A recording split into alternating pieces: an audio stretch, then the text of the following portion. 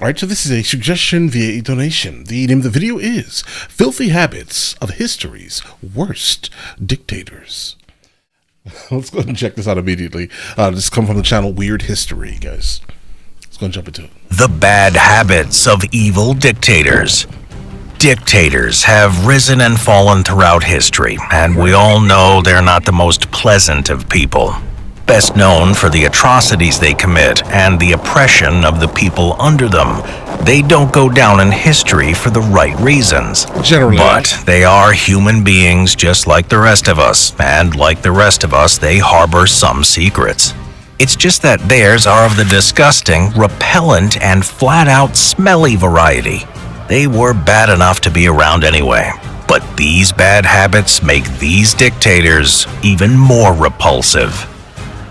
Number 5. Hitler's uncontrollable farting. Adolf Hitler is one of the most famous dictators in history, responsible for the death of millions of people, the Holocaust, and of course sparking World War II. All in all, he wasn't a pleasant person. But what made him even worse to be around was his unbearably smelly posterior. Thanks to a combination of eating an excessive number of vegetables and poor advice from a doctor that many referred to as a quack, Adolf Hitler's rear was louder than the brass section of the New York Philharmonic. As Hitler got bolder and meaner, he also suffered from more and more medical issues. In fact, some historians now believe that he actually suffered from Parkinson's disease towards the end of his life. Others argue that most of his symptoms and problems were actually thanks to the excessive over-medication by his personal physician, Dr. Theodore Morell. Bro, maybe the personal physician was trying to off him, right? For the sake of the world. As the Austrian dictator was a strict vegetarian, his diet reportedly consisted just of fresh vegetables, mashed potatoes, and pasta. Not items conducive to a happy stomach when eaten alone. Vegetarian. Okay. Alone and I'm guessing he consumes like milk and things. In excess. As a result, from 1936 onward, Dr. Morell was fully in charge of Hitler's care and in fixing his delicate stomach. Right. Unfortunately, the quack only made things worse, providing him with up to 28 pills per day.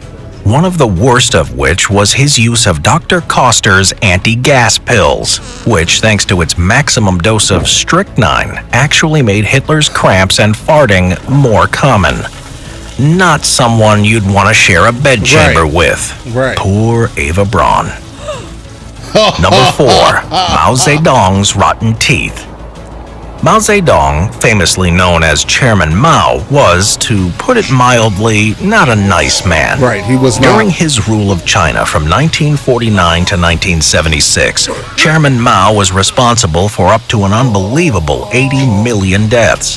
From purification schemes to the killing of loyalists while under his communist rule, Mao seemingly had no reservations about torturing and murdering those he saw as a threat.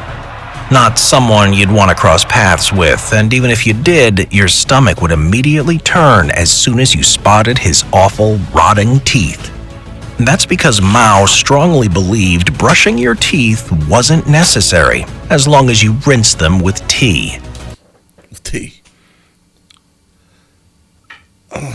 He was even quoted by his personal physician as saying, "I clean my teeth with tea. I never brush them. A tiger never brushes his teeth. Why are a tiger's teeth so sharp?" Needless to say, Mao's philosophy was very, very wrong. As a result of his complete lack of oral hygiene, his teeth looked like they were coated in green paint. A few were loose and pus oozed out of his gums. By the 1970s, his physician reported that all of Mao's teeth had blackened and the back had fallen out, and he was suffering from severe periodontal disease, as you can see in untouched photos from the time. All of which served to make him look like a PSA for why you definitely should brush your teeth. It's also worth mentioning that the apple clearly doesn't fall far from the tree. In 2011, Mao's grandson, Major General Mao Xinyu, was asked to recite a poem of his grandfather's live on Guys, don't look up Mao's teeth. Don't do it. I'm just going to let you guys know right now, immediately. Okay, wait. If you want to see something absolutely nasty, absolutely look at the image. Okay? I'm not going to show it. We're not doing that. But just understand understand. I don't know how you allow things to get like that. Son Major General Mao Xinyu was asked to recite a poem of his grandfather's live on air, during which he inexplicably picked his nose.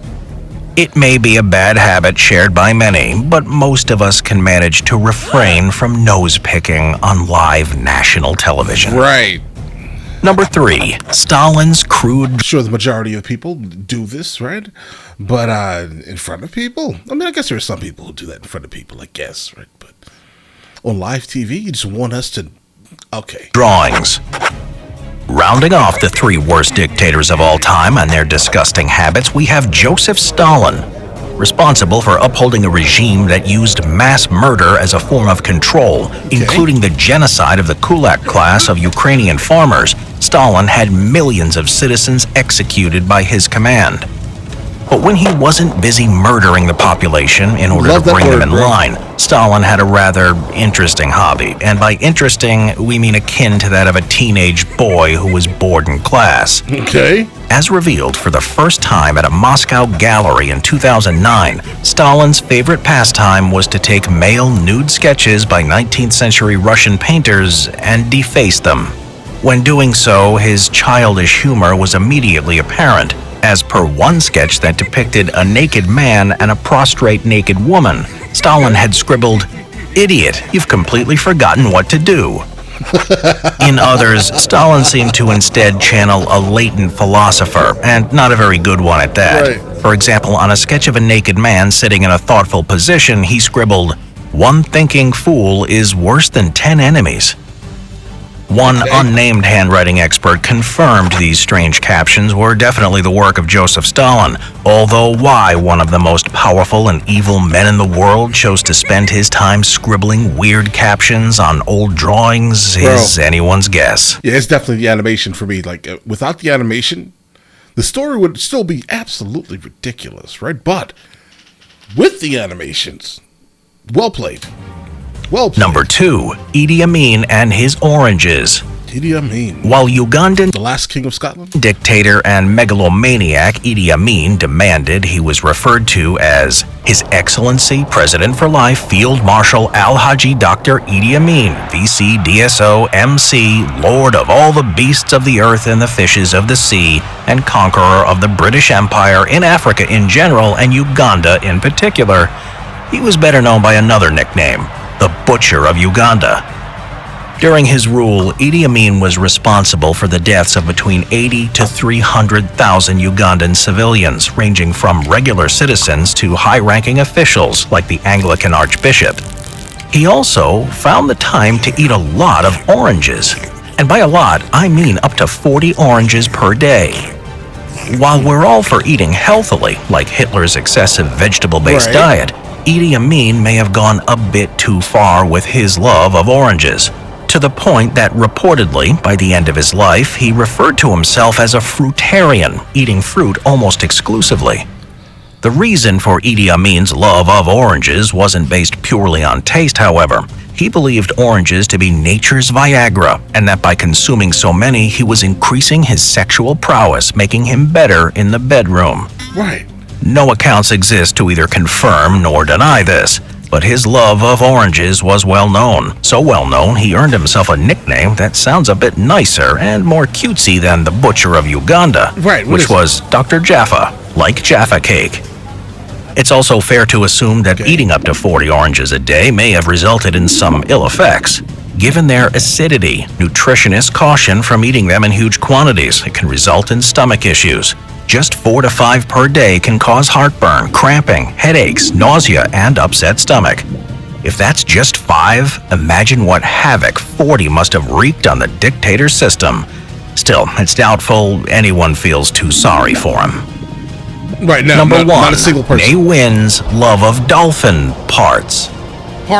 General Ne Win was one of the worst things that could have happened to a newly independent Burma, now known as Myanmar.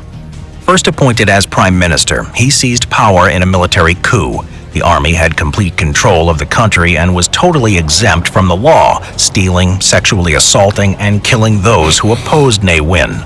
By the end of his rule, Burma had become one of the poorest countries in the world, and thousands had died in uprisings against Ne Win's regime. And guys, they're still having trouble there. As well as his complete incompetence and brutality in running Burma, Ne Win also allegedly had a pretty gross habit. According to multiple sources, although only after his death, the dictator bathed in dolphin blood. All right, so the problem here is that multiple sources after his expiration, let's say, does that mean anything to me personally? I don't know. I think it means less because think about it. Everyone around him would have considered him a monster. So people generally like dolphins. And if you're someone who's bathing in the red viscous fluid that comes from the dolphins, then I guess, in fact, they could just be saying that, right? He's a monster. He bathes in dolphin. You know, they could just be saying that. And I think that changes my overall perception of the statement itself. It's like, I don't know. Is that the true one? The other ones, those things could be true because they're kind of lighthearted, if that makes any sense, right? But this one, dolphins are cute. He's a monster. Let's make him a monster. So I don't know. Only after his death, the dictator Pictures or it didn't happen. bathed in dolphin blood. As a deeply superstitious man who believed in things like juju surrounding the number 9, it's unsurprising that he also believed in myths surrounding the power of dolphin blood. Allegedly, dolphin blood has properties that keep you young, and Ne Win evidently believed this, as he would repeatedly and creepily washed in the stuff. Just don't ask where or how he got it. I don't think we'd want to know the answer. Oh, all right. Yeah. I'm sorry, guys. Maybe the channel that this video is coming from is Simple History. I apologize. The name of the channel is Simple History. But all right. Some of these are absolutely crazy. No, all of them are crazy. Stalin isn't as crazy. It's just more hilarious, I'd say. But the other ones are absolutely crazy. The last one, I don't really believe. If there's like a myth, a local myth, maybe, okay, that adds a little bit more, I'll say, merit to it. But other than that, I don't know. He's a monster. Dolphins are cute. He's doing monstrous things to dolphins. It just sounds like a perfect little fairy tale, guys. But all right, listen, you guys all have an absolutely amazing day. Enjoy your day thoroughly. Guys, before we go, are you guys subscribed to the other channels? Logical Movie Reviews with Mr. L. Boyd along with Mr. L. Boyd Music. Both are found in the description. Check it out.